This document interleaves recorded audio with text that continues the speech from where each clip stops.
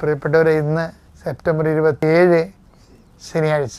അമ്മേ പരിശുദ്ധമേ, അമ്മേ പരിശുദ്ധമേ, ദൈവമാതാവേ, കൃപാസനത്തിലൂടെ ഞങ്ങൾക്കും ഞങ്ങളുടെ ദേശത്തിനും അമ്മ മധ്യസ്ഥം തേടി തന്ന എല്ലാ അനുഗ്രഹങ്ങൾക്കും കൃപകൾക്കും ഞങ്ങളിപ്പോൾ ഹൃദയം നിറഞ്ഞ നന്ദി പറയുന്നു. അമ്മേ പരിശുദ്ധമേ, ദൈവമാതാവേ, 2004 ഡിസംബർ 7-ാം തീയതി ഉച്ചകഴിഞ്ഞ് 2:30 കൃപാസനത്തിൽ സംഭവിച്ച അമ്മയുടെ പ്രത്യക്ഷപ്പെടലിനെ കുറിച്ച് തിരുസഭയ്ക്ക് സമർപ്പിച്ചിരിക്കുന്ന പഠനരേഖകളുടെ മേൽ സഭാത്മകമായ പഠനം ആരംഭിക്കുവാൻ ഞങ്ങൾ പ്രാർത്ഥിക്കുന്നു. അമ്മേ പരിശുദ്ധമേ, ഭൂസ്വർലോകങ്ങളുടെ രാജ്ഞിയായ അങ്ങേയ്ക്ക് ഭൗമ സംരക്ഷണത്തിനായി പ്രപഞ്ചപ്രകൃതിയെ തന്നെ തിരുസഭ പ്രതിഷ്ഠിക്കുവാൻ ഈ പ്രത്യക്ഷീകരണ വഴി ഇടയാക്കണമേ. പരിശുദ്ധമ്മേ, ജപമാല മാതാവേ, സകല കൃപാസനം പ്രാർത്ഥനകളോടും ചേർത്ത് ഞങ്ങളിപ്പോൾ പ്രാർത്ഥിക്കുന്ന ഈ കുടുംബത്തിന്റെ പ്രത്യേക നിയോഗം.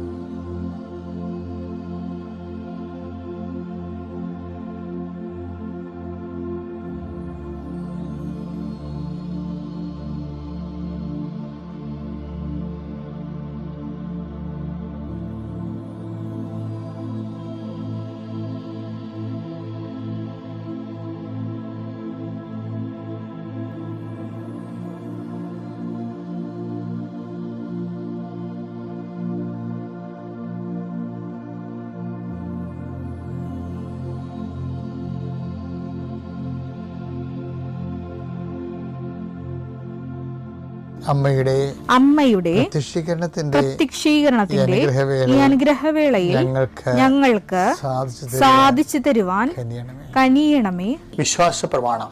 സർവശക്തനായ പിതാവും ആകാശത്തിന്റെയും ഭൂമിയുടെയും സൃഷ്ടാവുമായ ദൈവത്തിൽ ഞാൻ വിശ്വസിക്കുന്നു.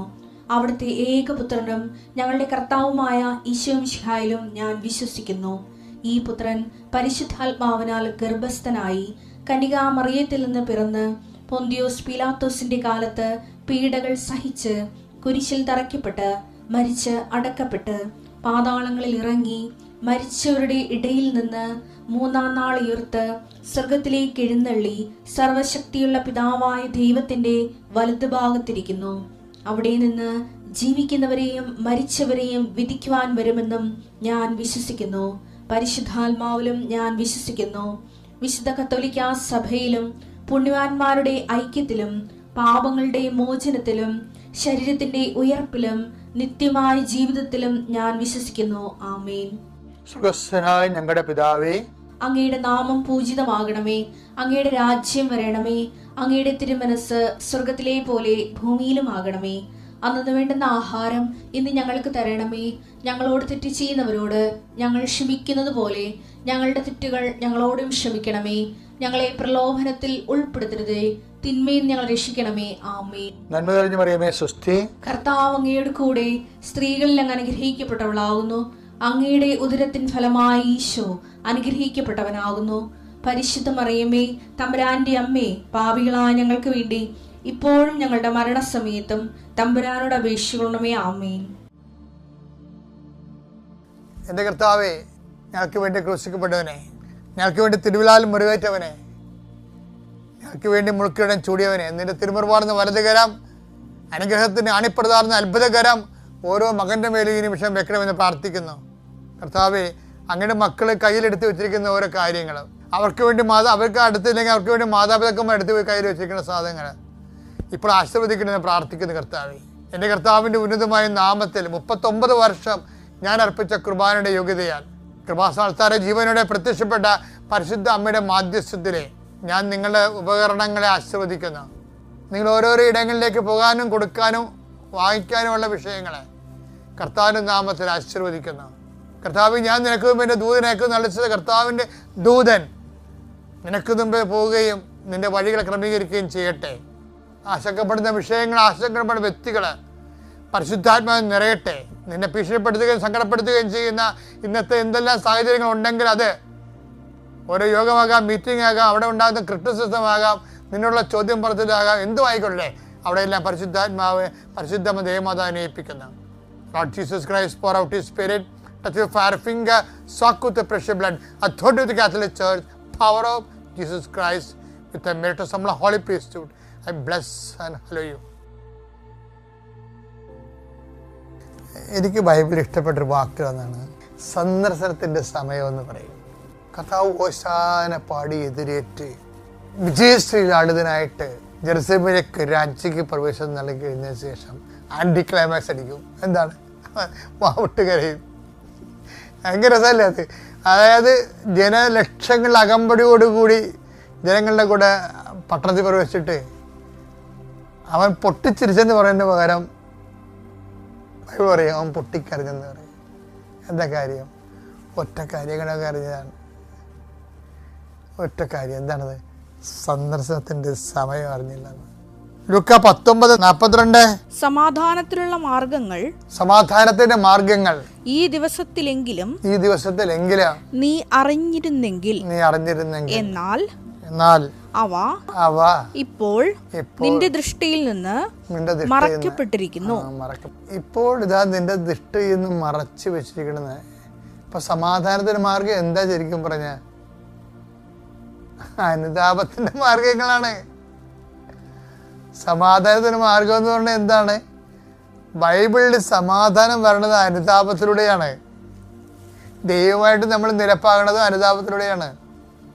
അപ്പൊ അനുതാപത്തിലുള്ള മാർഗങ്ങള് നിന്റെ മുമ്പിൽ നിന്ന് ദൈവം മറച്ചു വെച്ചിരിക്കുന്നു. ചില ആൾക്കാരൊക്കെ എങ്ങനെയാണെന്ന് അറിയാം, ഉള്ള പോക്കൃത്തരങ്ങളെല്ലാം ജീവിതത്തിൽ കാണിക്കും. എന്നിട്ടും മറ്റുള്ളവർ പറയും ഇത് ഭയങ്കര പ്രാർത്ഥനയായിരിക്കും. എന്നിട്ട് പറയും ദൈവം നമ്മുടെ പ്രാർത്ഥന കേട്ട്. പിന്നെ ദൈവത്തെക്കുറിച്ച് തന്നെ ഇവർ സംസാരിച്ചുകൊണ്ടിരിക്കും. പക്ഷെ കയ്യിരിപ്പം മുഴുവനും ഒന്നെങ്കിൽ ടാക്സ് വെട്ടിപ്പ്, അല്ലെങ്കിൽ സഹോദരന്മാർക്ക് കൊടുക്കാനുള്ള വസ്തു കൊടുക്കാതിരിക്കുക, അല്ലെന്നുണ്ടെങ്കിൽ തൊഴിലാളിക്ക് കൂലി കൊടുക്കാതിരിക്കുക, അല്ലെങ്കിൽ മറ്റു തരത്തിലുള്ള ദൈവത്തെ നിരക്കാത്ത എന്തെങ്കിലും ജീവിത രീതികൾ. പക്ഷെ നമ്മൾ പറയും ദൈവം നമ്മൾ അനുഗ്രഹിക്കുന്നുണ്ടെന്ന് പറയുന്നിട്ട് നമ്മൾ വിഡ്ഢികളുടെ സ്വർഗത്തിൽ ജീവിക്കും. വിഡ്ഢികളുടെ സ്വർഗത്തിൽ അങ്ങനെ കുറേ ആൾക്കാർ ഞാൻ കണ്ടിട്ടുണ്ട് എൻ്റെ ജീവിതത്തിൽ. അപ്പം എന്താ സംഭവം എന്ന് പറയണത്? ഇവർക്ക് അനുതാപം കൊടുക്കത്തില്ല ഒരിക്കലും. അനുതാപത്തെക്കുറിച്ച് അവർ സംസാരിക്കുന്നത് കാര്യം എന്തല്ല, അവർ ഓക്കെയാണെന്ന് അവർ സ്വന്തമായിട്ട് പ്രഖ്യാപിച്ചു കഴിഞ്ഞു. അവർ ഓക്കെയാണെന്ന് അവരുടെ കുടുംബാംഗങ്ങൾ മൊത്തം അവരെ ബ്രാൻഡ് ചെയ്യും. കാര്യം അങ്ങനെ ആരും സമ്മതിക്കത്തില്ല. കുടുംബത്തോടെ തന്നെ പാപത്തെ സപ്പോർട്ട് ചെയ്തുകൊണ്ട് ജീവിക്കുന്ന ആൾക്കാരുണ്ട്. അപ്പോൾ അതെല്ലാം എന്താ വെച്ചാൽ അവർ അതൊക്കെ അംഗീകരിക്കുകയാണെങ്കിൽ, അവരുടെ പാപങ്ങളൊക്കെ അംഗീകരിക്കുകയാണെങ്കിൽ അവർക്ക് പ്രത്യേകിച്ച് ലാഭമൊന്നുമില്ല, നഷ്ടമേ ഉണ്ടാകത്തുള്ളൂ. മറ്റുള്ളവർക്ക് അത് ഷെയർ ചെയ്യുകയൊക്കെ ചെയ്യേണ്ടി വരും. അപ്പം അതുകൊണ്ട് ഇവരെല്ലാം കൂടി ഒരു കൈയാട്ട് നിന്നുകൊണ്ട് തിന്മയെ സപ്പോർട്ട് ചെയ്തുകൊണ്ടിരിക്കും. അപ്പം അങ്ങനെ വരുമ്പോൾ എന്താ പറ്റുന്നത് കഴിഞ്ഞാൽ കുറച്ച് കഴിയുമ്പോൾ ദൈവം അവർക്ക് അനുതാപം കൊടുക്കത്തില്ല. അതാണ് പറഞ്ഞത് മറച്ചു വെച്ചെന്ന് പറഞ്ഞതല്ലേ. മത്തായി 7:6 വിശുദ്ധമായത് നായ്ക്കൾക്ക് കൊടുക്കരുത്, വിശുദ്ധമായ നായ്ക്കൾക്ക് കൊടുക്കരുത്, നിങ്ങളുടെ മുത്തുകൾ പന്നികൾക്ക് ഇട്ട് കൊടുക്കരുത്. അപ്പൊ ഇതാണ് ദൈവത്തിന്റെ മനസ്സിരിപ്പ്. എന്താണ്? നിങ്ങളുടെ മുത്തുകൾ പന്നികൾക്ക് ഇട്ട് കൊടുക്കരുത്. ഇതന്നെ ദൈവത്തിന്റെ മനസ്സിരിപ്പ്. അതുകൊണ്ട് ഇതുപോലെയാണ് ദൈവം അതുപോലെ ചെയ്യണത്. ദൈവം ചെയ്യണതാണ് നമ്മളോട് പറയണത്. ദൈവം ചെയ്യണത് ചെറിയ അണ്ണന്മാർക്ക് മുത്തുകൾ കൊടുക്കത്തില്ല. എന്താണ്? അനുതാപം കൊടുക്കത്തില്ല. പന്നിയാണെന്ന് എഴുതറിയാം. പന്നീനെ എന്തിനാണ് നമ്മൾ വളർത്തുന്നത്? വെട്ടാൻ നിർത്തിയിരിക്കുന്ന സാധനമാണ്. വെട്ടാൻ നിർത്തിയിരിക്കുന്ന സാധനത്തിന് അനുതാപം കൊടുക്കത്തില്ല. നിങ്ങൾ ആരും കണ്ടിട്ടുണ്ടാ? എല്ലാ പരിപാടി പോകരിക്കണക്ക് കാണിച്ചിട്ട് പിന്നെ ഒരു പള്ളിയെ എന്താ അത് ചവിട്ടി മെതിക്കുകയും എന്നാ പറഞ്ഞു. പന്നി എന്താ ചെയ്യണേ? അവ അത് ചവിട്ടി നശിപ്പിക്കുകയും അനുതാപത്തെ കുറിച്ച് പറയുമ്പോ നമ്മുടെ ചവിട്ടാൻ വരും. തിരിഞ്ഞ് നിങ്ങളെ ആക്രമിക്കുകയും ചെയ്തു. പറയുന്നവനെ പറഞ്ഞതിനെ ആക്ഷേപിച്ച് കളയും. അതാണ് പന്നിയുടെ സ്വഭാവം. പിന്നെ അയാളിപ്പോൾ പഠിക്കാൻ വന്ന് അയാൾ അപ്പനെങ്ങനെ എനിക്കറിയാമെന്ന് പറയും. ഇതാണ് സംഭവം. ആ പറയുന്നതിനെ ആക്ഷേപിക്കാൻ വരും. അപ്പോൾ ഇതെല്ലാം ഇതിനകത്ത് ഉള്ളതാണ്. പക്ഷേ ദൈവസ്നേഹമുള്ളവരാണെങ്കിൽ നമ്മളെ ആക്രമിച്ചാലും ശരി, പറയാനുള്ളത് നമ്മൾ പറയും. എന്താ കാര്യം? നമ്മൾ പറയണത് നമുക്ക് വേണ്ടിയല്ല, ദൈവത്തിന് വേണ്ടിയാണ് പറയണത്. ൻ്റെയും പുത്രൻ്റെയും പരിശുദ്ധാത്മാവിൻ്റെയും നാമത്തിൽ ആമേൻ.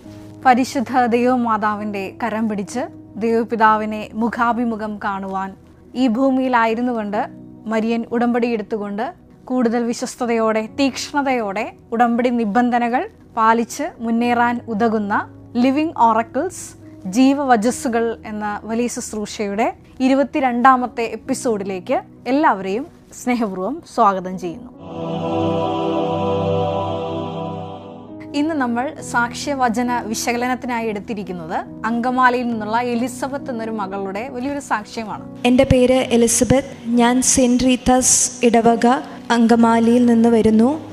ഈ സാക്ഷ്യത്തിൻ്റെ പ്രത്യേകത എന്ന് പറയുന്നത് പരിശുദ്ധ ദൈവമാതാവ്, കൃപാസനത്തിൽ പ്രത്യക്ഷയായ ദൈവമാതാവിന് പ്രപഞ്ച പ്രകൃതിയുടെ മേൽ ദൈവപിതാവ് വലിയ അധികാരം കൽപ്പിച്ചു തന്നിട്ടുണ്ട് എന്ന് വെളിവാക്കുന്ന വലിയൊരു സാക്ഷ്യമാണ്. ഒപ്പം തന്നെ ദൈവപിതാവിൻ്റെ വലിയൊരു പഠിപ്പിക്കലുണ്ട്.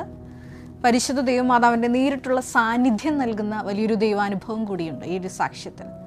ഈ മകള് സാക്ഷ്യം പറയുന്നത് ഇപ്രകാരമാണ്, ആരംഭിക്കുന്നത് ഇപ്രകാരമാണ്. അതായത് ഏകദേശം 2018-19 വർഷമാണ്. സ്വപ്നത്തിൽ ഉറങ്ങിക്കൊണ്ടിരിക്കുമ്പോൾ എൻ്റെ വീട്ടിൽ വലിയൊരു വെള്ളപ്പൊക്കം ഉണ്ടാവുകയും സ്വപ്നത്തിൽ ഇങ്ങനെയായിരുന്നു, ഞാനും അപ്പയും അമ്മയും കൂടി കൊന്ത ചൊല്ലിക്കൊണ്ട് സിറ്റ് ഔട്ടിൽ ഇരിക്കുമായിരുന്നു. അപ്പോൾ വെള്ളം ഒരു മതിൽ പോലെ സിറ്റ് ഔട്ടിൻ്റെ മുന്നിൽ കൂടെ പോകുന്നുണ്ട്. വീടിൻ്റെ ഉള്ളിലേക്ക് പ്രവേശിച്ചിട്ടില്ല. അതിൽ ഒരുപാട് ആൾക്കാരും ഒഴുകി പോകുന്നുണ്ട്. അതിൻ്റെ മേളിൽ പരിശുദ്ധ അമ്മ എനിക്ക് മാതാവിനെക്കുറിച്ച്, കൃപാസന മാതാവിനെക്കുറിച്ച് ഞാൻ കേട്ടിട്ട് പോലും ഇല്ലാത്ത ഒരു സമയമായിരുന്നു അന്ന്. ഗ്രേ കളറിലൊരു മാതാവ് അതിൻ്റെ മേളിൽ നിൽക്കുന്നുണ്ട്. അത് ഞാൻ കണ്ടു. ഈ മകൾ പേടിച്ച് കരയുന്നുണ്ട്. ഈ സ്വപ്നം കണ്ട് വല്ലാതെ വിഭ്രാന്തിപ്പെട്ട് ഇരിക്കുമ്പോൾ അടുത്ത് കിടക്കുന്ന അമ്മ ചോദിക്കുന്നുണ്ട് എന്താണ്. അപ്പം ഞാനിങ്ങനെ ഒരു സ്വപ്നം കണ്ടു എന്ന് ഈ മകൾ പറയുന്നുണ്ട്. ഇപ്രകാരമാണ് ഈ മകൾ സാക്ഷ്യം ആരംഭിക്കുന്നത്. അത് കഴിഞ്ഞ് ഈ മകള് സാക്ഷ്യത്തിൽ പറയുന്നത് ഇപ്രകാരമാണ്.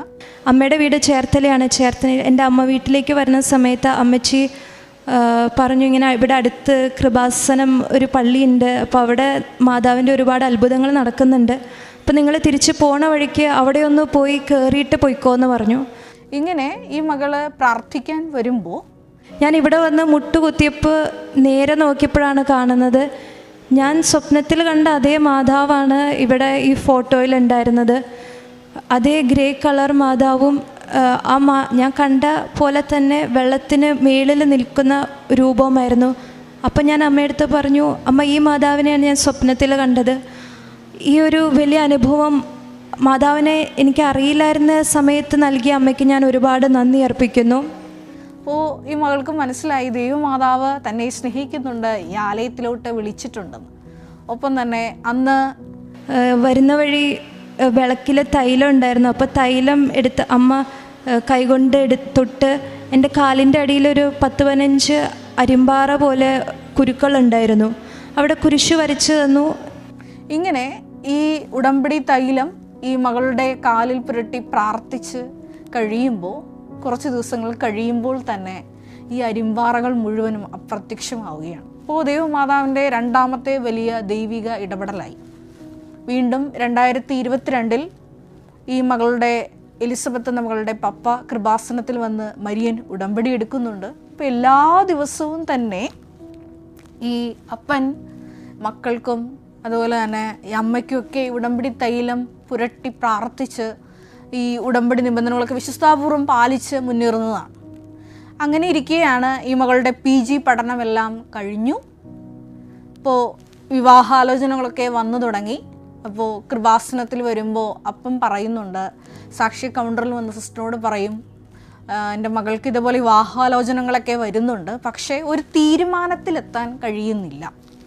ഇതാണ് ഈ അപ്പൻ ഈ സാക്ഷി കൗണ്ടറിൽ വന്ന് പറയുന്നത്. അപ്പോൾ സിസ്റ്റർ പറയും, ഈ മകളോട് വന്ന് മരിയൻ ഉടമ്പടി എടുത്ത് പ്രാർത്ഥിക്കാൻ പറയും. അങ്ങനെ ഈ മകളും മരിയൻ ഉടമ്പടി എടുത്ത് പ്രാർത്ഥിക്കുവാൻ ആരംഭിച്ചു. മരിയൻ ഉടമ്പടിയിൽ ആയിരുന്നിട്ട് പോലും ഈ എലിസബത്ത് എന്ന മകള് പറയുന്ന പ്രകാരമാണ്, ഞാൻ ഈ തേൻ മാത്രമാണ്, അത് ഉടമ്പടിയിൽ ഇല്ലാത്തൊരു നിറച്ച വസ്തുവാണ്, അത് മാത്രമാണ് ഉപയോഗിച്ചുകൊണ്ടിരുന്നത്. അങ്ങനെ ഇരിക്കെ ഇപ്പോൾ ഈ മകള് മരിയൻ ഉടമ്പടി എടുത്ത് പ്രാർത്ഥിക്കുന്നത് പ്രധാനമായിട്ടുള്ള വിഷയം ദൈവപിതാവ് ആഗ്രഹിക്കുന്ന ഒരു ജീവിത പങ്കാളിയെ ലഭിക്കണം എന്നുള്ളതാണ്. അപ്പോൾ ഈ മകൾ പറയുന്നത് ഇപ്രകാരമാണ്: ഉടമ്പടി എടുത്ത് 1.5 ആഴ്ചയ്ക്കുള്ളിൽ ഞാനൊരു സ്വപ്നം കണ്ടു. ജോസഫ് അച്ഛൻ സ്വപ്നത്തിൽ വന്ന് എൻ്റെ മുന്നിൽ ഇരിക്കുന്നുണ്ട്. അപ്പോൾ ഞാൻ നേർച്ച വസ്തുവായിട്ട് തേൻ മാത്രമാണ് ഉപയോഗിച്ചുകൊണ്ടിരുന്നത്. അപ്പോൾ അച്ഛൻ പറഞ്ഞു, തേൻ മാത്രമല്ല ഉപ്പും ഉപയോഗിക്കണം എന്ന് പറഞ്ഞ് ഞാൻ തേനും ഉപ്പും ഉപയോഗിച്ചു തുടങ്ങി. ഉപ്പും ഉപയോഗിക്കണം, നിൻ്റെ ആഗ്രഹം നടക്കുമെന്ന് അച്ഛൻ സ്വപ്നത്തിൽ വന്ന് പറഞ്ഞിട്ട് പോയി. ഇതാണ് ഈ സാക്ഷ്യത്തിൽ ഞാൻ വിശദീകരിക്കാൻ ആഗ്രഹിക്കുന്നത്. സംഖ്യാപുസ്തകം 18-ാം അധ്യായം 19 മുതൽ 20 വരെയുള്ള തിരുവചനങ്ങളാണ്.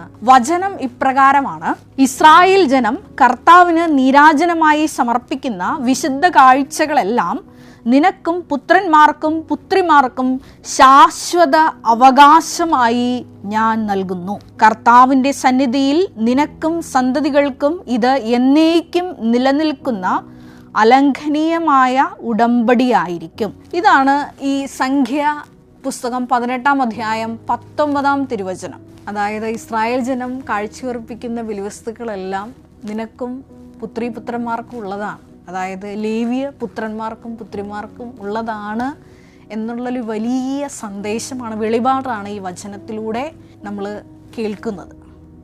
കൂടെ ഒരു വചനം കൂടി നമ്മൾ ശ്രവിച്ചു: കർത്താവിൻ്റെ സന്നിധിയിൽ ഇത് എന്നേക്കും നിലനിൽക്കുന്ന അലംഘനീയമായ ഉടമ്പടിയായിരിക്കും. ഇവിടെ ഇംഗ്ലീഷ് ബൈബിളിൽ നമ്മൾ വായിക്കുന്നത് കവനൻ്റ് ഓഫ് സോൾട്ട് എന്നാണ്, അതായത് ലവണ ഉടമ്പടി.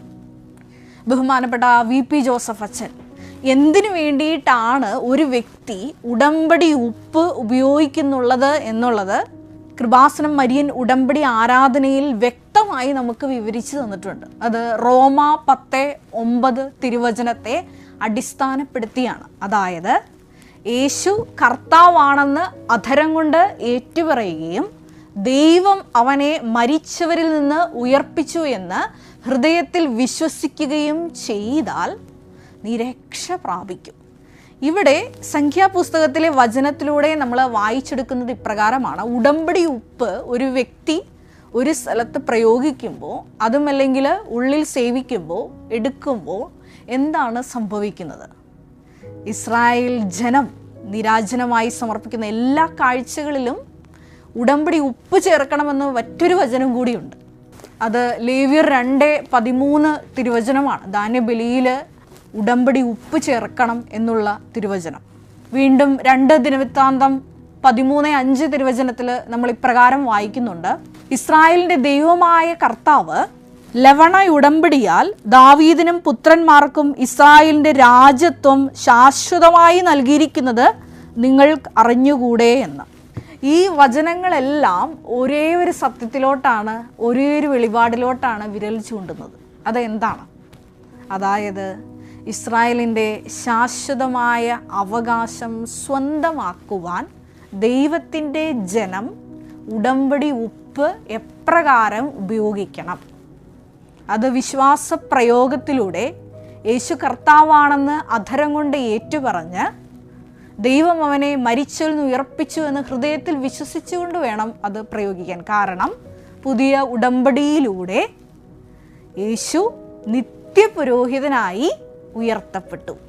ഇപ്പോൾ ലേവ്യ പുരോഹിതർ, അവരുടെ പുത്രന്മാർ പുത്രിമാരൊക്കെ ഈ ഇസ്രായേൽ ജനം നിരാജനമായി സമർപ്പിക്കുന്ന കാഴ്ചകളുടെ ഓഹരി അവർക്കും കൂടി അവകാശപ്പെട്ടതാണ് എന്ന് പറയുമ്പോൾ, ഈ ഈശോയുടെ വലിയ ഉടമ്പടിയിൽ, നിത്യ ഉടമ്പടിയിൽ പങ്കുചേരുന്ന ഓരോ മക്കൾക്കും ഈയൊരു ഓഹരി ഉടമ്പടി ഉപ്പിൻ്റെ വിശ്വാസ പ്രയോഗത്താൽ സ്വന്തമാക്കാൻ പറ്റും എന്നുള്ളൊരു കൂടി സത്യം കൂടി ഈ വചനത്തിൽ നമുക്ക് വായിച്ചെടുക്കാൻ പറ്റും.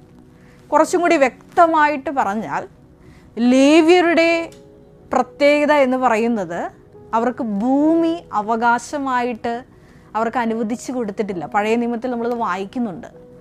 അതിൻ്റെ എന്തുകൊണ്ടാണ് ഇങ്ങനെ ഭൂമി അവർക്ക് അവകാശമായി പതിച്ചു കൊടുക്കാത്തത് എന്നുള്ള ഉത്തരം വചനം പറയുന്നത് ഇപ്രകാരമാണ്: ഞാൻ തന്നെയായിരിക്കും അവരുടെ അവകാശവും ഓഹരിയും എന്നാണ്.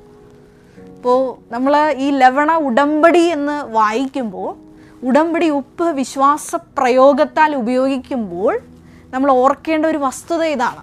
അതായത് നമ്മളായിരിക്കുന്ന ഇടങ്ങൾ, ഏറ്റെടുക്കുന്ന വിഷയങ്ങളിലെല്ലാം ദൈവരാജ്യം സംസ്ഥാപിതമാക്കാനാണ് ഒരു വ്യക്തി, മരിയൻ ഉടമ്പടിയിലിരിക്കുന്ന വ്യക്തി, ഉടമ്പടി ഉപ്പ് ഉപയോഗിക്കേണ്ടത്. അതാണ് നമ്മൾ 2 ദിനവൃത്താന്തത്തിൽ നമ്മൾ 13:5 നമ്മൾ വായിച്ച് കേട്ടത്. അതായത് ഇസ്രായേലിൻ്റെ ആ രാജ്യം ശാശ്വതമായി ദാവീദിനും അവൻ്റെ പുത്രന്മാർക്കും ലവണ ഉടമ്പടിയാലാണ് അനുവദിച്ച് തന്നിരിക്കുന്നത്. അതായത് ഈ രാജ്യത്വം ശാശ്വതമായിട്ട് സ്വന്തമാക്കാൻ, ദൈവരാജ്യം ഈ ഭൂമിയിൽ സംസ്ഥാപിതമാക്കാനാണ് ഉടമ്പടിയിൽ ഇരിക്കുന്ന ഒരു വ്യക്തി ഉടമ്പടി ഉപ്പ് ഉപയോഗിക്കേണ്ടത്. ഇപ്രകാരം ബഹുമാനപ്പെട്ട VP ജോസഫ് അച്ഛൻ ഉപ്പ് ഉപയോഗിക്കണമെന്ന് ഈ മകളോട് പറഞ്ഞതിന് ശേഷം നടന്ന കാര്യങ്ങൾ ആ മകളെ ചുരുക്കി പറയുന്നുണ്ട്. അതായത് ഈ മകളൊരു വലിയൊരു ക്രൈസിസിലൂടെയാണ് കടന്നു പോകുന്നത്. ഈ മകളുടെ കോളേജിൽ പഠിച്ചത് തന്നെ 2 വർഷം സീനിയറായിട്ടുള്ള ഒരു വ്യക്തി, ജോസഫ് എന്ന് പേരുള്ള ഒരു വ്യക്തിയുടെ വിവാഹാലോചന വരുമ്പോഴാണ് വീട്ടുകാരും ബന്ധുക്കളൊക്കെ ഇത് നല്ല ആലോചനയാണ്, ഇതുമായിട്ട് മുമ്പോട്ട് പോകാമെന്ന് പറയുമ്പോൾ ഈ മകളുടെ മനസ്സിൽ ഒരു ചിന്ത വരുന്നത് ഇപ്രകാരമാണ്. പക്ഷേ എനിക്കത് അങ്ങോട്ട് ആക്സെപ്റ്റ് ചെയ്യാൻ പറ്റുന്നുണ്ടായിരുന്നില്ല. കാരണം എൻ്റെ കൂടെ 2 വർഷം എൻ്റെ സ്കൂളിൽ പഠിച്ചിരുന്ന ഒരു കുട്ടിയായിരുന്നു. അപ്പോൾ എന്തായാലും മറ്റുള്ളവർ പല രീതിയിൽ സംസാരിക്കാൻ ഇടയാവാമെന്ന് എനിക്ക് തോന്നി. അപ്പോൾ എനിക്ക് ഭയങ്കര വിഷമമായി. ഞാൻ എന്ത് ചെയ്യും, എന്താണ് തീരുമാനം എടുക്കേണ്ടതെന്ന് എനിക്കറിയണില്ല. പെട്ടെന്ന് തന്നെ 2-3 ദിവസത്തിൽ അവർ പെണ്ണ് കാണാൻ വരാനായിട്ടിരുന്നു. അപ്പോൾ ഞാൻ പ്രാർത്ഥിച്ചു, പരിശുദ്ധാമ്മ ഇത് തന്നെയാണ് നീ എനിക്ക് നിയോഗിച്ചിരിക്കുന്നെങ്കിൽ എനിക്ക് എന്തായാലും 1 ആഴ്ച കൂടി സമയം തരണം എനിക്ക് ഒരുങ്ങാനായിട്ട്. അതായത് ഇത് തന്നെയാണോ ദൈവപിതാവ് ഉദ്ദേശിക്കുന്ന വ്യക്തി, എൻ്റെ ഭാവി ഭർത്താവായി വരാൻ ദൈവപിതാവ് ഉദ്ദേശിക്കുന്ന വ്യക്തി എന്ന് ഈ മകള് ആലോചിച്ച് പ്രാർത്ഥിച്ച് കിടക്കുമ്പോൾ ആദ്യം ഞാൻ എൻ്റെ കട്ടിലയിൽ കിടന്നാണ് ഞാൻ കൊന്തെത്തിച്ചുകൊണ്ടിരുന്നത്. പെട്ടെന്ന് ഞാൻ നോക്കിയപ്പോൾ കർട്ടൻ തുറന്ന് കിടക്കേണ്ട ഒരു നെറ്റിൻ്റെ കർട്ടനാണ് ഇട്ടേക്കുന്നത്. അതിൽ ഒരു 2 കണ്ണുകൾ പോലെ തെളിഞ്ഞു വന്നു. അപ്പം ഞാൻ എന്താണോ പെട്ടെന്ന് തന്നെ നോക്കുന്ന പോലെ തോന്നി. ഞാൻ വേഗം കണ്ണടച്ച് പിന്നെയും കടന്നു. പിന്നെയും തുറന്നു കഴിഞ്ഞപ്പോൾ കണ്ണും മൂക്കും ചുണ്ടും ഒക്കെ തെളിഞ്ഞു വന്നു തുടങ്ങി, നിഴൽ പോലെ. അതിനുശേഷം മാതാവിൻ്റെ ഫുൾ ഫേസ്, ഷോള്, കൃപാസന മാതാവിൻ്റെ ഷോള് ഒരു ഹാഫ് വരെ ഫുൾ ആ കർട്ടനിൽ തെളിഞ്ഞു വന്നു. അപ്പോൾ എനിക്ക് മനസ്സിലായി ഇത് ശരിക്കും കൃപാസന മാതാവ് തന്നെയാണ്. മാതാവിൻ്റെ ചുണ്ടുകൾ അനക്കിക്കൊണ്ടിരിക്കുന്നുണ്ടായിരുന്നു. അപ്പോൾ എനിക്ക് പിന്നെ ഞാൻ കണ്ണടച്ച് കടന്ന് കൊന്ന ചൊല്ലി ഇടയ്ക്ക് ഞാൻ കണ്ണുറന്ന് നോക്കും. എനിക്ക് ഇടയ്ക്ക് പേടിയാവും. പിന്നെ ഞാൻ ഇടയ്ക്ക് പിന്നെയും കണ്ണുറന്ന് നോക്കും. ഏകദേശം ഒരു 10-15 മിനിറ്റ് അങ്ങനെ മാതാവ് എൻ്റെ റൂമിൽ കർട്ടനിൽ വന്ന് തെളിഞ്ഞു നിൽക്കുന്നുണ്ടായിരുന്നു. അതെനിക്ക് വലിയൊരു അടയാളമായിട്ടാണ് പരിശുദ്ധ അമ്മ തന്നത്. ആ വിവാഹം ഉറപ്പിക്കുന്നുണ്ട്. സന്തോഷത്തോടു കൂടിയിട്ടാണ് മകള് ആ ഒരു സാക്ഷ്യം പറയുന്നത്. ഉടമ്പടി ഉപ്പിൻ്റെ വലിയൊരു വിശ്വാസ പ്രയോഗ സാക്ഷ്യമാണ്. ഉള്ളിൽ സേവിച്ചത് വഴി ദൈവത്തിൻ്റെ, ഞാൻ നേരത്തെ പറഞ്ഞതുപോലെ 2 ദിനവൃത്താന്തത്തിൽ 13:5 തിരുവചനത്തിൽ ഇസ്രായേലിൻ്റെ ശാശ്വതമായിട്ടുള്ള അവകാശം സ്ഥാപിച്ചെടുക്കാൻ വേണ്ടി ഈ മകള് ലവണ ഉടമ്പടിയാൽ എപ്രകാരമാണ് മുദ്രിതമാക്കപ്പെട്ട വലിയൊരു സാക്ഷിയായി ഉയർത്തപ്പെട്ടത്. അതാണ് സാക്ഷ്യത്തിൻ്റെ ഒരു കണ്ടന്റ് എന്ന് പറയുന്നത്. ഈ ഒരു സാക്ഷ്യം ഞാൻ കേട്ടപ്പോൾ എൻ്റെ മനസ്സിലോട്ട് വർഷങ്ങൾക്ക് മുമ്പ് കൃപാസനത്തിൽ മരിയൻ ഉടമ്പടി തരുന്നതിന് മുമ്പ് നടന്ന വലിയൊരു സംഭവമാണ് എൻ്റെ ഓർമ്മയിലോട്ട് വന്നത്. വേറെ ഒന്നുമല്ല, എൻ്റെ കൂടെ 4 വർഷവും അതുപോലെ തന്നെ ഇൻറ്റേൺഷിപ്പിൻ്റെ സമയത്തൊക്കെ കൂടെ ഉണ്ടായിരുന്ന അതിൻ്റെ ഒരു വലിയ ആത്മാർത്ഥ സുഹൃത്ത്, ആ മകളുടെ പേര് ഞാൻ പറയുന്നില്ല, ആ മകളുടെ ജീവിതത്തിൽ ഒരു വലിയ ക്രൈസിസ് ഇതേപോലെ വിവാഹാലോചനയുമായിട്ട് ബന്ധപ്പെട്ടുണ്ടായി. അപ്പോൾ അന്ന് കൃപാസനത്തിൽ മരിയൻ ഉടമ്പടി നിലവിൽ വന്നിട്ടില്ല. ആകെയുള്ളത് മരിയൻ തപസ് ധ്യാനമാണ്. അപ്പോൾ ഈ മകള് 2 മരിയൻ തപസ് ധ്യാനത്തിലൊക്കെ പങ്കെടുത്തിട്ടുണ്ട്. അന്ന് ബഹുമാനപ്പെട്ട VP ജോസഫ് അച്ഛനുമായിട്ട് പ്രാർത്ഥന സന്ദേശം, അതും അല്ലെങ്കിൽ ഒരു ദൈവപിതാവിൻ്റെ ഇഷ്ടം അറിയാൻ ഒരു മെസ്സേജ് എടുക്കാനുള്ള ക്രൈറ്റീരിയ എന്ന് പറയുന്നതായിരുന്നു 3 പ്രാർത്ഥന കൂടുക അല്ലെങ്കിൽ മരിയൻ തപസ് കൂടുക. അപ്പോൾ ഈ മകള്, എൻ്റെ സുഹൃത്ത്, ഈ മരിയൻ തപസ് കൂടിയൊരു വ്യക്തിയാണ്. അങ്ങനെ ഇരിക്കുകയാണ് ഈ മകളുടെ ഈ സുഹൃത്തിൻ്റെ വീട്ടിലെ വിവാഹാലോചന വന്നത്. അപ്പോൾ ഈ മകള് സിറിയൻ കാത്തലിക്കാണ്. പക്ഷേ ഈ വീട്ടുകാർ കൊണ്ടുവന്ന ആലോചന ഒരു ജാക്കോബൈറ്റിൻ്റെ ആയിരുന്നു. ഒരുപാട് സ്വത്തുക്കളുള്ള ഒരു വീടായിരുന്നു ഈ ആലോചന കൊണ്ടുവന്നത്. ഈ മകൾക്ക്, അതായത് എൻ്റെ സുഹൃത്തിന് ഇഷ്ടമില്ലായിരുന്നിട്ട് പോലും വീട്ടുകാർ ഇതിൻ്റെ മനസ്സമ്മതമൊക്കെ നടത്തി. ഈ മകൾ ആവുന്നത്ര പറഞ്ഞിട്ടും ഈ വിഷയം വീട്ടുകാരെ ഏറ്റെടുത്തില്ല. അങ്ങനെ ഇരിക്കുകയാണ് ഞാൻ മരിയൻ തപസ് കൂടിയതാണല്ലോ എന്ന് കരുതി ബഹുമാനപ്പെട്ട VP ജോസഫ് അച്ഛനുമായിട്ട് ഈ ഒരു സന്ദേശം എടുക്കാൻ വേണ്ടി മകളെ കണക്ട് ചെയ്യുന്നത്. അപ്പോൾ ബഹുമാനപ്പെട്ട അച്ഛൻ സന്ദേശം എടുത്തിട്ട് പറഞ്ഞത് ഇപ്രകാരമാണ്, ഇത് ദൈവഹിതം പ്രകാരമുള്ളൊരു മാരേജ് അല്ല എന്നാണ്. അപ്പോൾ ഈ ബഹുമാനപ്പെട്ട അച്ഛൻ ഈ സന്ദേശം പറയുമ്പോൾ ഈ മകളുടെ സ്റ്റാറ്റസ് എന്ന് പറയുന്നത് വിവാഹ ഡേറ്റ് ഫിക്സ് ചെയ്തു, വിവാഹത്തിനുള്ള വസ്ത്രങ്ങളെല്ലാം പർച്ചേസ് ചെയ്തു. ഒപ്പം തന്നെ നമുക്കറിയാമല്ലോ എൻഗേജ്മെൻറ്റ് കഴിഞ്ഞു. ഇവർ തമ്മിൽ 1-2 തവണയൊക്കെ ഇങ്ങനെ കാര്യമായിട്ട് സംസാരിച്ചിട്ടുണ്ട്. അത്രയുള്ളൊരു ബന്ധമുള്ളൂ ഇവർ തമ്മിൽ. അപ്പോൾ ഇങ്ങനെ ഇരിക്കുന്ന ഒരു സിറ്റുവേഷനിലാണ് ബഹുമാനപ്പെട്ട അച്ഛന് ദൈവഹിതമല്ല എന്ന് പറഞ്ഞപ്പോൾ എന്നെ വിളിച്ചിട്ട് ഇങ്ങനെ ചോദിച്ചു, ഞാൻ എന്ത് ചെയ്യണം? അപ്പം ഞാൻ പറഞ്ഞു, ഇനി ചെയ്യാനൊന്നുമില്ല, നേരിട്ട് വിളിച്ച് പറയുക. ആളുടെ നമ്പർ കയ്യിലുണ്ടല്ലോ. പക്ഷേ ഈ വീട്ടുകാരെ ഭയന്ന് ഈ മകൾക്ക് ഒന്നും ചെയ്യാൻ പറ്റാത്തൊരവസ്ഥ വന്നു. അങ്ങനെ ഇരിക്കെ ഞാൻ ഇന്നും ഓർക്കുന്നുണ്ട്, അതായത് ഞാനന്ന് ലിസി ആശുപത്രിയിൽ നഴ്സിംഗ് ട്യൂട്ടറായിട്ട് വർക്ക് ചെയ്യുന്നൊരു സമയമായിരുന്നു. 2014-15 കാലഘട്ടം. അപ്പോൾ ഞാൻ ആ സമയത്ത് നിത്യാരാധന ചാപ്പിൽ കയറി ഈ മകളുടെ അവസ്ഥ ഈശോയോട് നേരിട്ട് ഇങ്ങനെ പറഞ്ഞ് ഇറങ്ങുന്ന ആ ഒരു മൊമെൻറ്റിൽ വലിയൊരു ദൈവിക ഇടപെടലുണ്ടായി. അത് നിങ്ങൾ ആരും പറഞ്ഞ് വിശ്വസിക്കാത്തൊരു വലിയ ദൈവിക ഇടപെടൽ. അതാണ് തത്സമയ ദൈവാനുഭവം. അപ്പോൾ ഈ മകള് ഇവളുടെ വിഷയങ്ങളെല്ലാം ഇങ്ങനെ മൊബൈലിൽ ടെക്സ്റ്റ് മെസ്സേജായിട്ട് ടൈപ്പ് ചെയ്തിട്ടിട്ടുണ്ട്. അപ്പോൾ ഈ മകൾക്ക് ടൈപ്പ് ചെയ്തിട്ടുള്ളൂ. നിങ്ങൾക്കറിയാം, മെസ്സേജ് ടൈപ്പ് ചെയ്തിട്ട് അത് ഡ്രാഫ്റ്റ് മെസ്സേജിലേക്ക് കിടക്കുകയുള്ളൂ. അത് സെൻഡായാൽ മാത്രമേ ഉള്ളൂ, നമ്മൾ സെൻഡ് ബട്ടൺ അമർത്തിയാൽ മാത്രമേ ഉള്ളൂ സെൻഡ് ആവുള്ളൂ.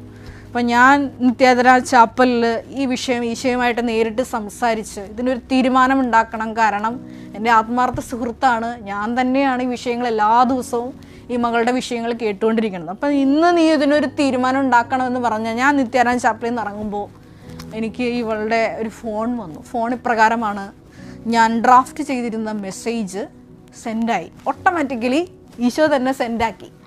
പിന്നെ നമുക്കറിയാം ഒരുപാട് പ്രശ്നങ്ങളുണ്ടായി. വെഡ്ഡിങ് ഡ്രസ്സ് വരെ പർച്ചേസ് ചെയ്തൊരു വിഷയമാണ്. ഇന്ന് വർഷങ്ങൾക്കിപ്പുറം ഞാൻ ഈ മകളുമായിട്ട് എനിക്ക് ഇപ്പോഴും കോണ്ടാക്റ്റ് ഉണ്ട്, ബന്ധമുണ്ട്.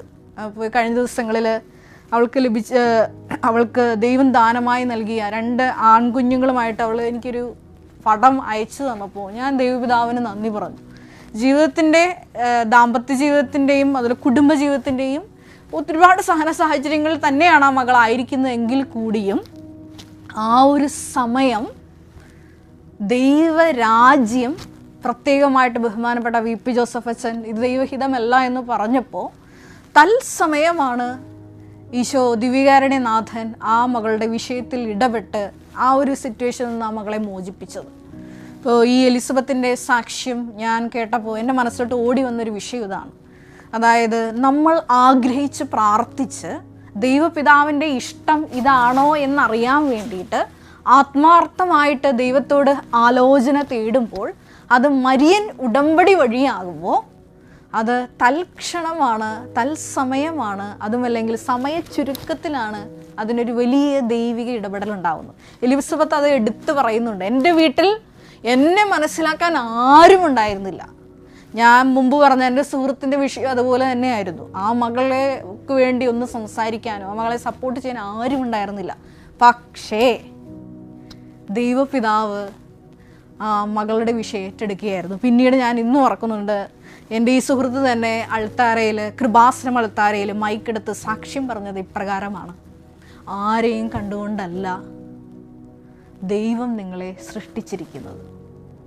കാരണം ദൈവത്തെ മാത്രം കണ്ടുകൊണ്ടാണ് നിങ്ങളെ ദൈവം സൃഷ്ടിച്ചിരിക്കുന്നത്. അതിന് ഈ കൃപാസനത്തിലെ മരിയൻ ഉടമ്പടി എടുക്കുമ്പോൾ ഉടമ്പടി ഉപ്പിൻ്റെ വിശ്വാസ പ്രയോഗം ദൈവത്തിൻ്റെ രാജ്യം സ്വന്തമാക്കാൻ വേണ്ടിയിട്ട് ഇസ്രായേലിന് അവകാശമായി നൽകിയിരിക്കുന്ന ഈ അവകാശം സ്വന്തമാക്കുവാനായിട്ട് ഉടമ്പടി ഉപ്പിൻ്റെ വിശ്വാസ പ്രയോഗം വഴി നിങ്ങൾക്ക് എങ്ങനെ സാധിക്കുമെന്നാണ് ഈ സാക്ഷ്യത്തിൽ ഉടനീളം നമ്മളിപ്പോൾ കേട്ടുകൊണ്ടിരിക്കുന്നത്. ഒരു നിമിഷം നമുക്ക് കണ്ണുകളടയ്ക്കാം. ഈ ഒരു വലിയ സാക്ഷ്യത്തെ പറ്റി ധ്യാനിക്കുമ്പോൾ ബഹുമാനപ്പെട്ട VP ജോസഫ് അച്ഛൻ സ്വപ്നത്തിൽ വന്നാണ് ആ മകളോട് പറയുന്നത്, നീ ഉടമ്പടി ഉപ്പ് ഉപയോഗിക്കാം. ഈശോ വചനത്തിലൂടെ നീ ഞങ്ങളോട് സംസാരിക്കുകയായിരുന്നു.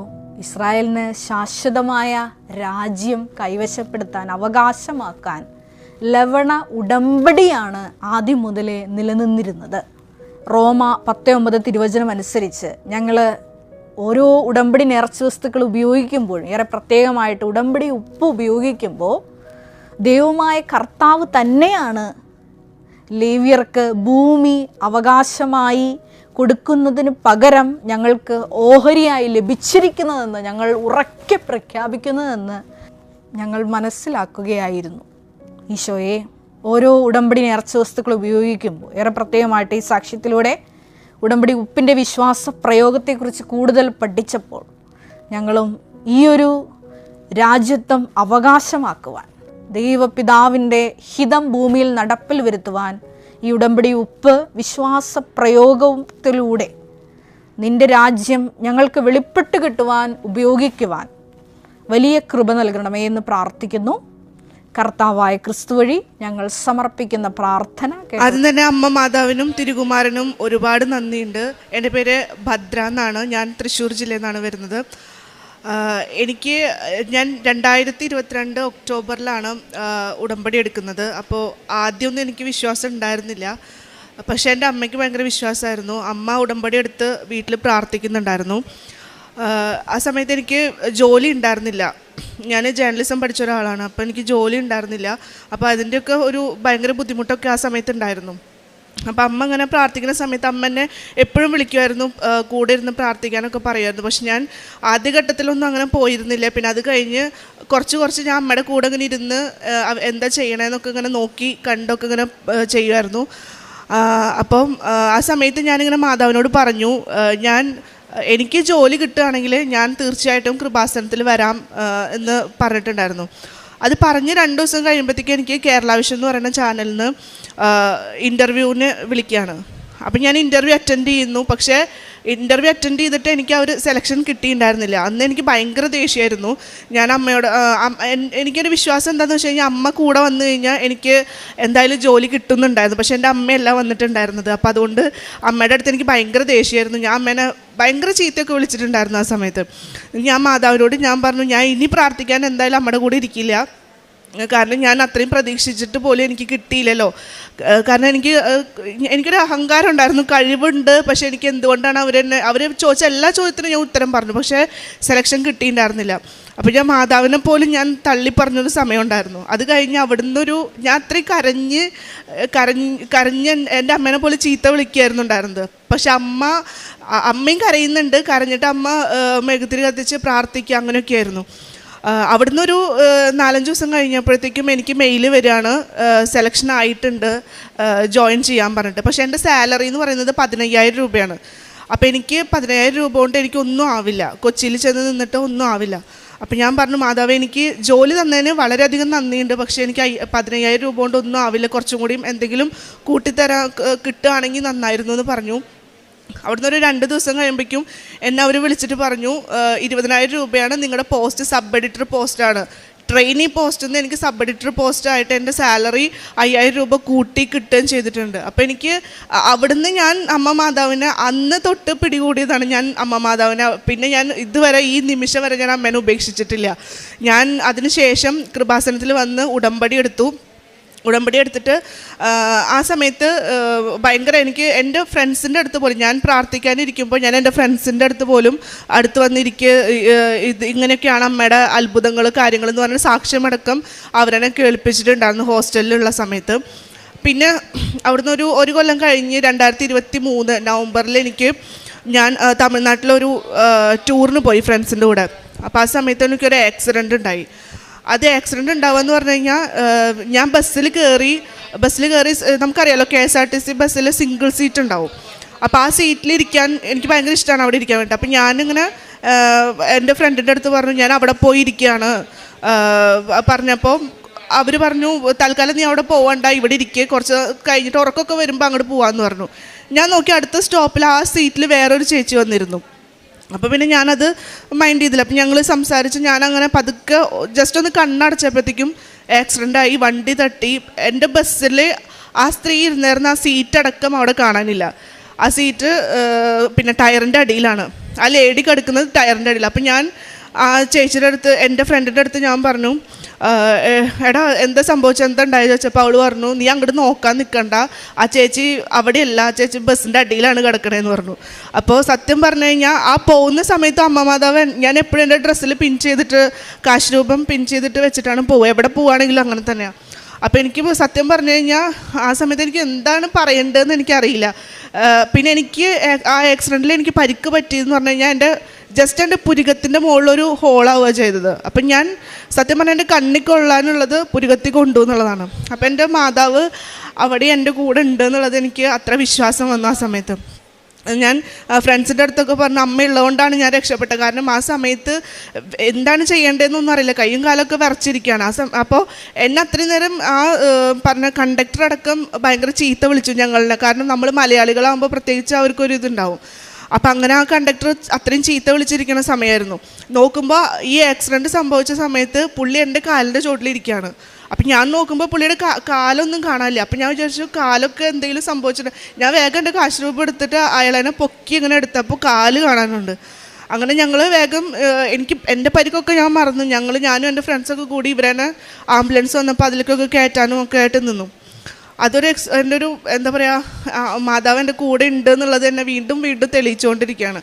അതിനുശേഷം കേരള വിഷനിൽ ഇരിക്കുന്ന സമയത്ത് ഞങ്ങൾക്ക് അവിടെ ഒരു ചെറിയൊരു പ്രതിസന്ധി ഉണ്ടായി. കാരണം സാലറി ഇഷ്യൂസ് ഉണ്ടായി, പിന്നെ ആൾക്കാരനൊക്കെ അവർ പറഞ്ഞു വിടുന്നൊരു പ്രശ്നം ഉണ്ടായി. അങ്ങനെയൊക്കെ ഉണ്ടായപ്പോൾ ഞാൻ മാതാവിനോട് പറഞ്ഞു, മാതാവായിട്ട് എനിക്ക് തന്ന ജോലിയാണ്, അതുകൊണ്ട് ഇത് തിരിച്ചെടുത്താലും എനിക്ക് വിഷമമില്ല, പക്ഷേ വീട്ടിലിരുത്തരുത് തന്നെ, വേറൊരു ജോലി എനിക്ക് കിട്ടിയിട്ട് എനിക്ക് ഇവിടുന്ന് ഇറങ്ങണം എന്നൊരാഗ്രഹം ഉണ്ടെന്ന് പറഞ്ഞു. അത് പറഞ്ഞ് ഞാൻ ഉടമ്പടി കഴിഞ്ഞ ഡിസംബറിലായിരുന്നു, ഉടമ്പടി എടുക്കുന്നതിന് മുമ്പേ ആയിരുന്നു. അത് വന്ന് ഉടമ്പടി എടുക്കുക വെച്ചാൽ പുതുക്കാൻ വന്ന സമയത്താണ്. അപ്പം ഞാൻ പുതുക്കാൻ വന്നപ്പോൾ ഇതിൽ എഴുതിയിട്ടുണ്ടായിരുന്നു, ഞാനിങ്ങനെ എനിക്ക് ജോലി നഷ്ടപ്പെടരുത്, പോവുകയാണെങ്കിൽ തന്നെ വേറൊരു കമ്പനിയിലേക്ക് എനിക്ക് മാറ്റം വേണം എന്ന് ഞാൻ ഇങ്ങനെ പ്രാർത്ഥിച്ചിട്ടാണ് ഇവിടുന്ന് പോകുന്നത്. അത്രയും കരഞ്ഞിട്ടാണ് ഞാൻ പോകുന്നത്. അത് നോക്കിയപ്പോൾ ഒരാഴ്ച കഴിഞ്ഞ് ഏകദേശം ജനുവരി പകുതിയൊക്കെ ആയപ്പോഴത്തേക്ക് എന്നെ കൈരളിയിൽ നിന്ന് വിളിച്ചപ്പോൾ എൻ്റെ ഫ്രണ്ട് വഴിയാണ് എന്നെ വിളിക്കുന്നത്. വിളിച്ചിട്ട് എന്നോട് പറഞ്ഞു, അങ്ങനെ ഇൻ്റർവ്യൂ ഉണ്ട്, വരാൻ പറ്റുമോ എന്ന് ചോദിച്ചു. അപ്പം ഞാനങ്ങനെ ഇൻ്റർവ്യൂവിന് പോയി. എനിക്ക് സെലക്ഷൻ കിട്ടി. എനിക്ക് കേരള വിഷനിൽ ഉണ്ടായിരുന്നേക്കാട്ടിലും സീനിയർ പോസ്റ്റാണ് കിട്ടിയത്. നല്ല സാലറി ഉണ്ട്. അതിൻ്റെ ഒപ്പം തന്നെ റീഡിങ്ങിനുള്ള ചാൻസും കിട്ടുന്നുണ്ട്. അപ്പം ഞാൻ ആ രീതിയിലൊക്കെ ഞാൻ മാതാവിനങ്ങനെ എനിക്കറിയാം, വിശ്വസിച്ചാൽ ഒരിക്കലും കൈവിടില്ല എന്നുള്ളത് വീണ്ടും മാതാവ് എൻ്റെ അടുത്ത് തെളിയിച്ചുകൊണ്ടിരിക്കുകയാണ്. പിന്നെ പണ്ടൊക്കെ ഭയങ്കര ദേഷ്യം ഉണ്ടായിരുന്നു. ഇപ്പോൾ എനിക്കങ്ങനെ ദേഷ്യമല്ല, ഞാനിങ്ങനെ എല്ലാവരും പറയുമ്പോഴും, പണ്ടൊക്കെ ആരെങ്കിലും എന്തെങ്കിലും പറഞ്ഞാലും കേട്ടിരിക്കാനുള്ളൊരു മനസ്സുണ്ടായിരുന്നില്ല. 2 വാക്ക് കേൾക്കുമ്പോഴേക്കും പോട്ടെ എന്ന് പറഞ്ഞിട്ട് ഞാൻ അങ്ങനെ വിട്ട് കളയും. പക്ഷെ ഇപ്പോൾ എന്ന് പറഞ്ഞു കഴിഞ്ഞാൽ ആരെങ്കിലും എന്തെങ്കിലും പ്രശ്നം പറഞ്ഞാലും ഞാനിങ്ങനെ കേട്ടിരുന്ന് എനിക്കത് എന്തോ അറിയില്ല, എനിക്ക് എൻ്റെ മാതാവ് എൻ്റെ കൂടെ ഉണ്ട് എന്നുള്ളത് എനിക്ക് 100% ഉറപ്പാണ്. മാതാവിനും തിരുകുമാരനും ഒരിക്കൽ കൂടി ഞാൻ കോടാനുകോടി നന്ദി പറയാണ്. എൻ്റെ ഈ സ്വഭാവം പോലും മാറ്റി നല്ലൊരു മനുഷ്യനാക്കിയെന്ന്. പിന്നെ പത്രം, ഞാൻ ഈ പറഞ്ഞത് പോലെ തന്നെ എനിക്ക് പത്രം കൊടുക്കാനൊക്കെ ആദ്യം ഭയങ്കര ബുദ്ധിമുട്ടുണ്ടായിരുന്നു. ഞാൻ അമ്മയുടെ കയ്യിലാണ് കൊടുത്തു വിടാറ്. കാരണം എനിക്ക് ഒരു നമ്മളിത് ചെയ്യുന്നത് ശരിയാണോ, അല്ലെങ്കിൽ ആൾക്കാരെന്ത് വിചാരിക്കും, അങ്ങനെയൊക്കെ ഉണ്ടായിരുന്നു. പിന്നെ ജേർണലിസം പഠിച്ച ഒരാളല്ലേ, ഇങ്ങനെയൊക്കെ ചെയ്യാൻ പാടുണ്ടോ, അങ്ങനെയൊക്കെ ഞാൻ വിചാരിച്ചിട്ടുണ്ട്. പക്ഷേ ഇപ്പോൾ ചിലപ്പോൾ എല്ലാവർക്കും അറിയാമായിരിക്കും, ഞാൻ കൈരളിയിൽ വർക്ക് ചെയ്യുന്ന ഒരാളാണ്. പക്ഷേ എന്നാൽ പോലും എനിക്കൊരാളുടെ മുമ്പിലും പോയി നിന്ന് പറയാൻ എനിക്കൊരു ധൈര്യക്കുറവില്ല. ഞാൻ പറയും, എൻ്റെ അമ്മ മാതാവ് എന്നെ സഹായിച്ചത് ഇങ്ങനെയൊക്കെയാണ് എന്ന് പറഞ്ഞ് എനിക്കുണ്ടായ എക്സ്പീരിയൻസും കാര്യങ്ങളൊക്കെ ഞാൻ പറഞ്ഞിട്ടാണ് വിശ്വാസപ്രമാണം ചൊല്ലി പത്രം കൊടുക്കും.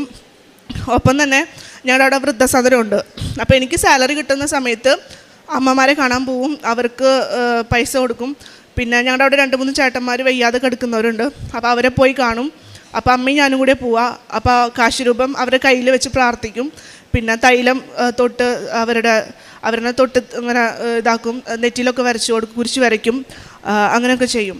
പിന്നെ ഞാനൊരു ഹിന്ദു കുടുംബത്തിൽ നിന്ന് വരികയാണ്. അപ്പോൾ പല ആൾക്കാരും പല രീതിയിൽ വിമർശിക്കുന്നുണ്ട് ഇങ്ങനെ കൃപാസനത്തിൽ വരുന്നതിന്. പക്ഷേ നമ്മളതൊന്നും മൈൻഡാക്കുന്നില്ല. കാരണം വിശ്വാസം എന്ന് പറയുന്നത്, ഇപ്പോൾ ഞാൻ അമ്മ മാതാവിനെ വിശ്വസിച്ചുകൊണ്ടിരിക്കുകയാണ്. എനിക്ക് ആ അമ്മ കഴിഞ്ഞിട്ടേ ഉള്ളൂ വേറെന്തും.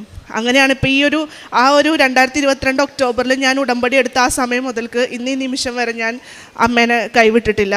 അമ്മ എന്നെയും കൈവിടില്ല എന്ന് എനിക്ക് 100% ഉറപ്പുണ്ട്. അതെ, അമ്മ മാതാവിനും തിരുകുമാരനും ഒരുപാട് കോടാനുകോടി നന്ദിയുണ്ട്. എത്ര നന്ദി പറഞ്ഞാലും എനിക്ക് മതിയാവില്ല. കാരണം അത്രമാത്രം സഹായിക്കുന്നുണ്ട്. തളർന്നു പോകുന്ന പല ഘട്ടങ്ങളിലും എന്നെ അമ്മ സഹായിച്ചിട്ടുണ്ട്. ജോലി പോയി വീട്ടിലിരിക്കരുതെന്ന് പറഞ്ഞ ആ സമയത്തൊക്കെ തന്നെ അമ്മ എനിക്ക് എന്താ വേണ്ടത് നമ്മൾ ചോദിക്കേണ്ട ആവശ്യമില്ല, ആ സമയത്ത് അമ്മ നമ്മുടെ കയ്യിൽ കൊണ്ടു തരുന്നു എന്നുള്ളതാണ്. മനസ്സറിഞ്ഞ് അമ്മ പ്രവർത്തിക്കുന്നുണ്ട്. എൻ്റെ സ്വന്തം അമ്മേനെ പോലെ തന്നെ അമ്മ എൻ്റെ കൂടെ ഉണ്ട് എന്നുള്ളതാണ്. ഞാൻ പണ്ട് മുതൽക്കേ, ഞങ്ങളുടെ അടുത്തൊക്കെ ക്രിസ്ത്യൻസാണ് താമസിക്കുന്നത്, അപ്പം പണ്ട് മുതൽക്കേ ക്രിസ്ത്യൻ പാട്ടുകൾ ഞാൻ കൊന്തയൊക്കെ ചൊല്ലാറുണ്ട് പണ്ട് ചെറിയ കുട്ടിയായിരിക്കുമ്പോൾ. പക്ഷെ അതിൻ്റെ ഇടയിൽ ചെറിയ ഈ നമ്മുടെ പ്രായത്തിനനുസരിച്ചിട്ട് നമ്മുടെ സ്വഭാവം മാറുമല്ലോ. അപ്പം അങ്ങനെ വന്നപ്പോൾ ഒരു ചെറിയൊരു ഗ്യാപ്പ് വന്നു. ഞാൻ വിശ്വാസിയല്ല എന്നുള്ള രീതിയിലൊക്കെ വന്നു. പക്ഷെ അതിൽ നിന്ന് അമ്മ എന്നെ തിരിച്ചു കൊണ്ടുവന്നു എന്നുള്ളതാണ്. എന്തായാലും അമ്മയ്ക്കും തിരുകുമാരനും ഒരുപാട് നന്ദിയുണ്ട്. സെഫാനിയ 3:16-17 ഇസ്രയേലിൻ്റെ രാജാവായ കർത്താവ് നിങ്ങളുടെ മധ്യേയുണ്ട്. നിങ്ങൾ ഇനിമേൽ അനർത്ഥങ്ങൾ ഭയപ്പെടേണ്ടതില്ല. അന്ന് ജെറുസലേമിനോട് പറയും, സിയോനെ ഭയപ്പെടേണ്ട, നിന്റെ കരങ്ങൾ ദുർബലമാകാതിരിക്കട്ടെ. യേശുവിൽ പ്രിയമുള്ളവരെ, ഭദ്രാസ് ചന്ദ്രൻ തൃശ്ശൂരിൻ്റെ സാക്ഷ്യമാണ് നമ്മളോട് പറഞ്ഞത്. അദ്ദേഹത്തിന് ഒരു ജോലി വേണമായിരുന്നു. ജോലിയില്ലായിരുന്ന അവസ്ഥയിൽ അമ്മയുമായിട്ടാണ് കൂട്ടുകൂടി ഉടമ്പടി പ്രാർത്ഥന ചെയ്തുകൊണ്ടിരുന്നതെന്ന്. അതിനുശേഷം അപകടമുണ്ടായിരുന്നു. അതിനുശേഷം കൈരളിയിലേക്ക് ജോലി പ്രവേശിച്ചു. പ്രേക്ഷിത പ്രവർത്തനം ചെയ്തതും കാരുണ്യ പ്രവൃത്തി ചെയ്തതുമാണ് ഈ മോള് നമ്മളുടെ പരിശുദ്ധമായ അൾത്താരയിൽ വന്ന് സാക്ഷ്യപ്പെടുത്തിയത്. അദ്ദേഹം പറയുന്നത്, പരിശുദ്ധമ്മയോട് പറയുകയാണ്, എനിക്കൊരു ജോലി വേണം, ഞാൻ അമ്മയുടെ കൂടെ ഇരുന്ന് പ്രാർത്ഥിക്കുകയാണ്. അതിനുശേഷം എനിക്ക് ജോലി തന്നാൽ മാത്രമേ ഞാൻ ഉടമ്പടി എടുക്കുകയുള്ളൂ. അമ്മയോട് നിർബന്ധിക്കുകയാണ്. അധികം താമസിയാതെ തന്നെ കേരള വിഷനിലേക്ക് വിളിച്ചു, ജോലി കൊടുത്തു. അവിടെ ചെന്നപ്പോൾ ശമ്പളം കുറവാണ്. അമ്മയോട് വീണ്ടും സംസാരിക്കാൻ തുടങ്ങി. അതിനുശേഷം ഇവിടെ വന്ന് ഉടമ്പടി എടുത്തതിന് ശേഷം അമ്മയോട് സംസാരിക്കാൻ തുടങ്ങി. ഇതാണ് വ്യക്തിപരമായ ബന്ധം. വ്യക്തിപരമായ ബന്ധം എന്താണെന്ന് ഉടമ്പടി എടുത്തവരോട് ചോദിച്ചാൽ ആർക്കും അറിയില്ല. ബന്ധമെന്ന് വെച്ചാൽ നിങ്ങൾ ഉടമ്പടി എടുത്ത് നിയോഗം എഴുതി മാതാവിൻ്റെ കൊടുത്തിട്ട് അമ്മയോട് സംസാരിക്കണം. ആ മോള് സംസാരിക്കുകയാണ്, പറയുകയാണ്, കാര്യം പറയുകയാണ്. അമ്മേ, എനിക്ക് ഈ 15,000 രൂപ കൊണ്ട് എനിക്കൊന്നും ആകത്തില്ലമ്മേ, എനിക്ക് അല്പം ശമ്പളം ഒന്ന് കൂട്ടിത്തരണേ. ഉടനെ അമ്മ അത് സാധിച്ചു കൊടുക്കുക, ശമ്പളം കൂട്ടിക്കൊടുത്തു. അതിനുശേഷം അവരൊരു യാത്ര പോവുക. യാത്ര പോകുന്ന ഇടയ്ക്ക് ആ മോള് അവളുടെ ഇഷ്ടത്തിനൊരു സീറ്റിൽ പോയിരുന്നു. ഉടനെ കൂട്ടുകാരിയിലൂടെ അമ്മ ഇടപെട്ടു, മോളെ നീ അവിടെ ഇരിക്കേണ്ട, ഇവിടെ വന്ന് എൻ്റെ അടുത്തിരിക്കാൻ പറഞ്ഞു.